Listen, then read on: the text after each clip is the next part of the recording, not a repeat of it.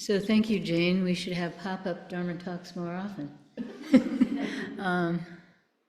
So Jane was talking about this Buddhist center in Regensburg, Germany, that has a mirror on the altar, and that actually, there's a very famous temple in Korea that has that also. So, yeah, are there any questions?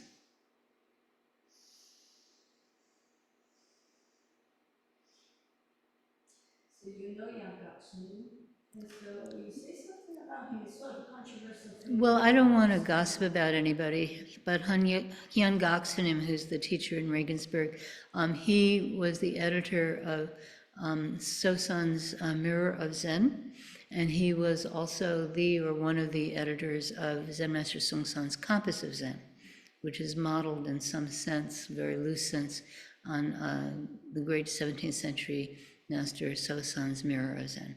And that's all I'm going to say. Thank you. Are there any other questions?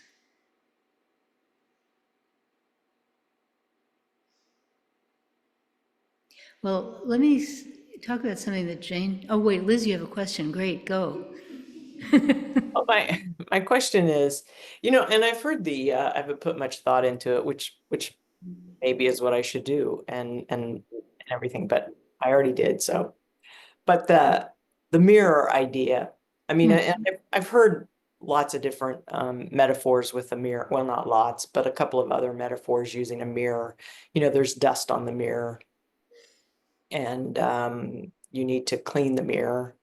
But there be a mirror and reflect.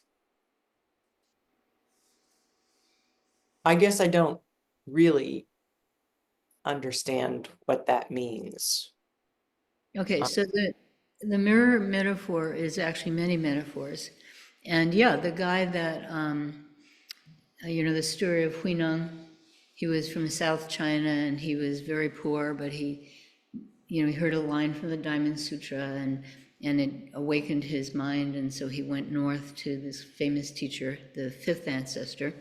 And because he was a barbarian from the south, he wasn't allowed to hang out with the monks, but he was sent to work in the kitchen, and he pounded rice, pounded rice, pounded rice, pounded rice. And then there was a competition. There was a competition to succeed the fifth ancestor. He thought, I need a Dharma heir. And so you were supposed to write a poem that expressed your awakening. And everyone looked to the head monk. They were expecting the head monk to be the successor. And he's going, oh, I don't know. But then he finally writes a poem. And the poem is about, be like a mirror, keep yourself clean, always clean, clean, clean, don't let dust settle. And everyone's, oh, this is such a wonderful poem, and then Huineng, who supposedly is illiterate, although his father was an official in China, and he was living in South China because he was exiled from the court, sort of. But anyway, supposedly he's illiterate, and he has someone write a poem, and the poem, which I'm forgetting, basically says, don't worry about the mirror being dirty. Just forget about that. Don't be a little goody two-shoes, always going around cleaning the mirror, like that. And so there is this sort of conventional sense in which the mind as a mirror is, you got to keep, you have to be correct, never have any negative thoughts, never have any, violent thoughts, anxious thoughts, evil thoughts, sad thoughts, confused thoughts. You must always keep this mirror very, very clean, clean, clean, clean, clean. So there's a strand of that in Buddhism. There are actually many forms of Buddhism that tell people to try to control their thinking instead of, in Zen it's like perceive your thinking, don't attach to your thinking. But this, you have to keep your mind, in a certain kinds of thinking.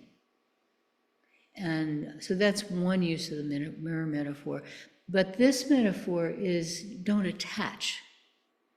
So something comes in front of a mirror, there we go, come in front of the mirror, and it's reflected in the mirror.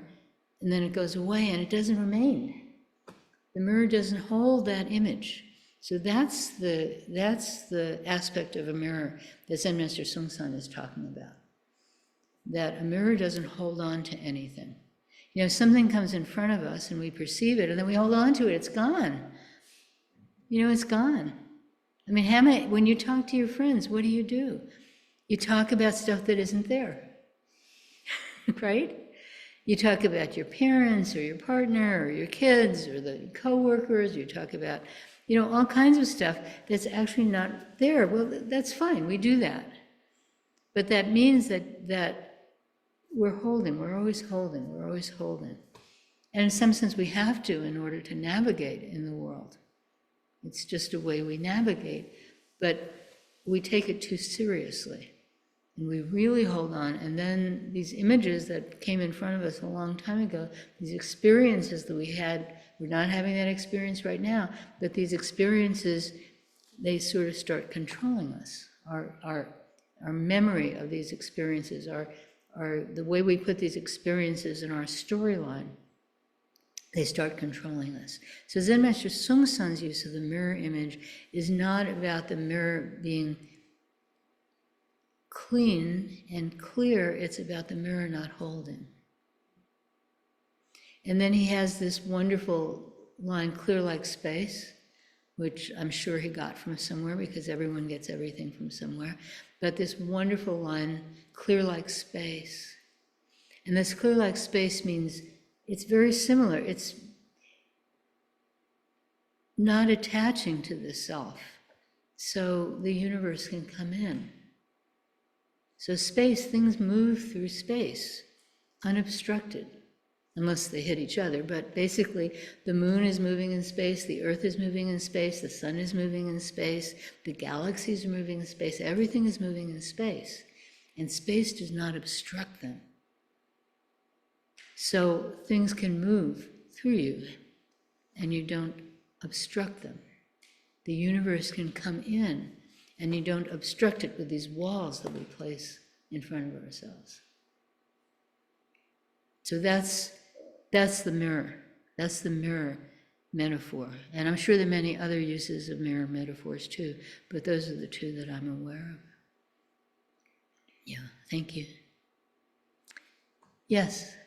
But I wonder about the significance of replacing the Buddha on the altar. Oh, the significance of replacing the Buddha on the altar? Like, you mentioned a famous temple in Korea that has it there as well. Yeah, famous temple in Korea does it. That's where Hyangak-senim got the idea. So why do you think it's on the altar in place? Pardon? Why do you think the mirror is on the altar in place of the Buddha? Well, that's the mirror in Korea. That's a very old temple, and I don't know when the mirror was placed there, so I can't tell you. You'd have to ask whoever put it there. There are many reasons why one could put it there. You know, there's the old zoo trick where it says, the most dangerous animal, turn the corner, you see the most dangerous animal, and it's a mirror, right? Because we are the most dangerous animal. So yeah, so I don't know why they put it there, but there it is. Okay, thank you. Yeah. The mirror and the statue, are they the same or different? Are the mirror and the statue the same or different? You tell me. Only that? The water bottom's green, the mat is red. That's about 80%. Not quite on the mark. I'd ask Stan, but we can't tell answers. Really, only 80%? Maybe 70. Keep asking, it'll go lower and lower. Are there any other questions? Well, what is the significance when you guys hit the floor? Oh, well, we shouldn't do that actually in public. So we have a certain, come to Kangen interviews and you'll find out. So yeah, we have Kangen interviews, and in these Kangen interviews, it's, you don't always hit the floor. In Kangen interviews, there's sort of, kind of, I could talk about it, but I don't want to talk about it because I like to leave that as part of the interview process. I don't want to spoil it for people. So I remember when I was, in our school, after you get, so the first authorization to teach is called Inca. And the title you get is Jito Poksunim, which means Point Way Dharma Master. And then after that comes transmission, and you're called the Zen Master. But basically, Inca, it's pretty much full authorization. And so, but, you just got an Inca, how do you know how to teach? So we apprentice people. So the first 6 months to a year, and the reason for the variation is how often can you do this? Now you zoom in the old days you would fly in to another teacher and you'd sit next to them and you'd observe them giving interviews. And that's how you would learn, apprentice. You'd observe people giving interviews and then after a while, after you've been doing this with several people, and somebody would say, well, why don't you ask the first question? And then maybe eventually someone would say, why don't you do the whole interview? And that's how you would learn. That's how you do learn. And I was apprenticing with Jane Dobish, whose Zen Master name I'm forgetting. She's really wonderful. And she's up in Cambridge. And this woman came in for her first interview. And she said, what's going to happen? And Jane said, you're going to find out. So that's what it is. And it's really wonderful because, so much of our life, we have this idea, we have all these expectations all the time. What's it going to be like? What's it going to be like? What's it going to be like? What's it going to be like? And then we do the experience, we do the thing, whatever it is, and it's colored by our expectations of what it should be like. And sometimes we slightly pervert it so it becomes what we expect, even when it's not quite. Or sometimes it's not enough like what we expect, so we get really upset, or maybe really happy because we were worried about it, But we have all these expectations. So come for your first interview. You'll find out what interviews are like, okay? And we should really bring that to everything in our lives. We should let our expectations drop and just meet the moment. Just meet the moment completely without having these expectations. I'm going to blow it. I'm going to take this exam and I'm going to flunk it, that kind of thing. Or I'm going to take this exam and I'm going to ace it. Just take the exam. Just do it. That's it. Okay? So thank you for your question. There's time for one more if anyone has one.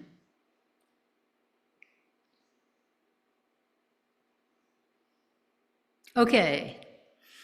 I don't want to always ask the questions, but if nobody else is going I really to. always appreciate your asking questions. Well, okay, so the other thing that Jane talked about is the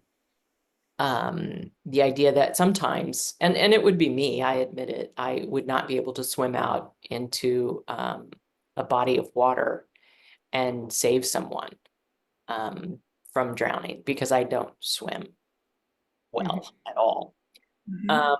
But if I were put in that situation, I may actually try just because I'm not sure I could live with myself having just. You don't know. Well, I don't know, but the idea of that sometimes I just have to watch the train wreck, and it just feels that that's not what you should do as a ethical person, that you should try to stop.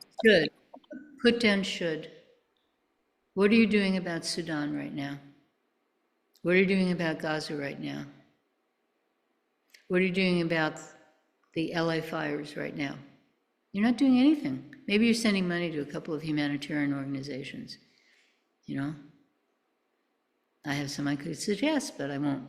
But, you're not doing anything because you're in Kansas. You're in Western Kansas. What can you do for these things, for these people? Maybe you could drop your job, become a humanitarian worker and go out. But somebody would have to do your job. Well, you might as well do your job, So, I always come back to the vision of the Mahayana. which is this vision in which you have all these many, many, many, many, many, many beings, and everyone has its function. And the function of one is not the function of the other. And so everyone does their best. And yeah, none of us know when we're actually physically faced with a situation, none of us knows what they're going to do until it actually arises. And some of us would leap into the water, and some of us would not leap into the water. And we don't know until we're faced with a situation. And if we don't leap into the water and the person drowns because no one else can get to them, we might castigate ourselves. We just don't know. When you're faced with a situation, that's when you know what you're going to do. And whatever you do, don't judge yourself. Everyone is always doing their best, even if it's terrible. Everyone's always doing their best.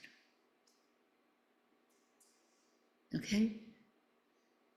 And one thing that we all can do is we can all be honest with ourselves and not make excuses. And we can all be honest about what's going around us and not make excuses for what's going around with us, for what's going around us. You know, if you see something, say something, if only to yourself. This happened. It's very important to recognize this happened and not try to pretend that it didn't. Okay? That's something everyone can do. So thank you for your question. Okay.